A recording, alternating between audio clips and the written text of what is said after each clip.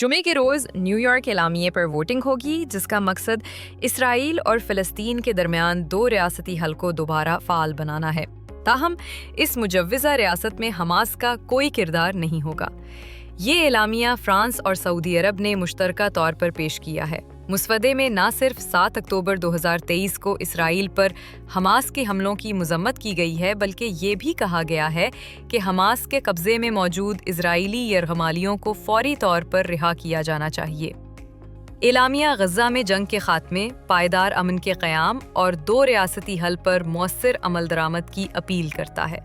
इसमें वाज़े किया गया है कि जंग के बाद गज़ा में हमास की अमलदारी ख़त्म की जाएगी और उसके तमाम हथियार फ़लस्तीनी अथॉरिटी के हवाले किए जाएंगे ताकि एक खुद मुख्तार फ़लस्तीनी रियासत कायम हो सके। अरब लीग पहले ही इस एलामिये की हिमायत का ऐलान कर चुकी है और इस पर अक़वाम मुत्तहिदा के 17 रुकन ममालिक के दस्तखत भी मौजूद हैं।